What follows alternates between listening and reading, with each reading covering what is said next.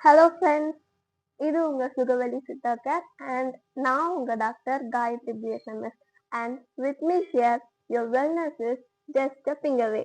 December வந்தாச்சு, winter season start ஆகியாச்சு. நம்ம சுகவலியில இனி நாம பார்க்க போறது வின்டர் சீசனுக்கான question answer session part A. இந்த வின்டர் சீசன்ல எல்லாருக்கும் இருக்க பொதுவான கேள்வி என்னன்னா, ஏன் டாக்டர் வின்டர் சீசன்ல அதிகமா சளி பிடிக்குது அப்படிங்கிறது தான். சாதாரணமா சளி, மூக்கடைப்பு இதோட மட்டும் நிக்காம சிலருக்கு செஸ்ட் டைட்னஸ், பிரீத்திங் டிஃபிகல்டிஸ்லாம் கூட ஆகும். ஆல்ரெடி ஆஸ்மா, வீசிங், சைனசைட்டிஸ் இருக்க பேஷண்ட்ஸோட நிலைமையை பத்தி சொல்லவே தேவையில்லை. அவங்கெல்லாம் ஏன்டா இந்த குளிர்காலம் வருது அப்படின்னு தான் ஃபீல் பண்ணிட்டு இருப்பாங்க.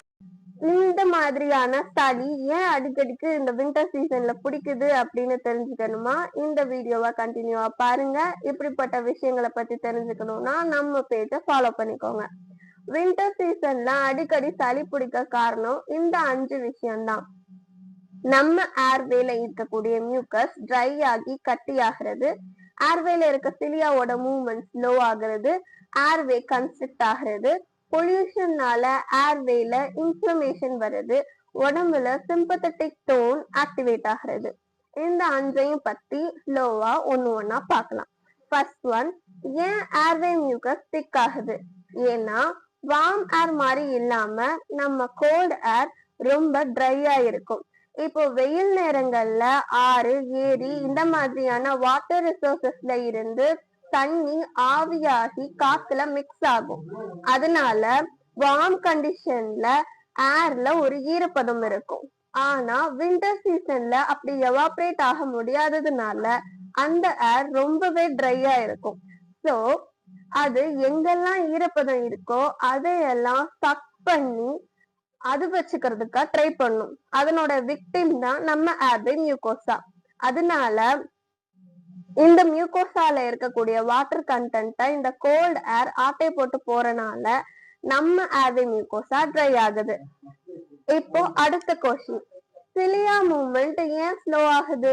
சிலியான்றது நம்ம ஏர் பேசேஜ்ல இருக்க ஹேர் லைக் ஸ்ட்ரக்சர். பொதுவா நம்ம மியூகோசாவை புஷ் பண்ணி கிளியர் பண்றதுதான் இதனோட வேலை. பட் நம்ம முன்னாடி எக்ஸ்பிளைன் பண்ண ரீசன்னால மியூகோசா திக்காக மாறதுனால நம்ம சிலியானால ஃபாஸ்டா அவரை மூவ் பண்ணி கிளியர் பண்ண முடியாது. ஒட்டுமொத்த சிலியாவோட ஆக்ஷனுமே ஸ்லக்கிஷா மாறிடும்.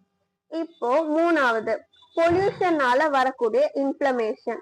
பொல்யூஷன் எப்பவுமே தானே டாக்டர் இருக்கு, ஆனா இந்த ப்ராப்ளம்ஸ்லாம் வின்டர்ல தானே அக்ரவேட் ஆகுது அப்படின்னு நீங்க கேட்கலாம். பட் அதுக்கு ஒரு ரீசன் இருக்கு, வாங்க அத பார்க்கலாம். பொதுவா வார்ம் கண்டிஷன்ல இந்த ஏர் மாலிகூல்ஸ் எல்லாம் கொஞ்சம் விரிவடைஞ்சு தள்ளி தள்ளி இருக்கும் due to that heat. So அந்த ஏர் ரொம்பவே லைட்டா இருக்கும். பட் வின்டர் சீசன்ல இருக்கக்கூடிய ஏர் ரொம்ப ஏர் மாலிகூல்ஸ் நெருங்கி இருக்கிறதுனால ஹெவியா இருக்கும். ஸோ இந்த காத்துல இருக்கக்கூடிய பொல்யூட்டன்ஸ்னால மேல மேல டிராவல் பண்ணி போக முடியாது.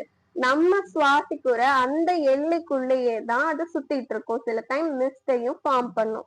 அதை நாம சுவாசிக்கும் போது அந்த பொல்யூட்டன்ஸ் உள்ள போய் நம்மள வச்சு செஞ்சிடும்.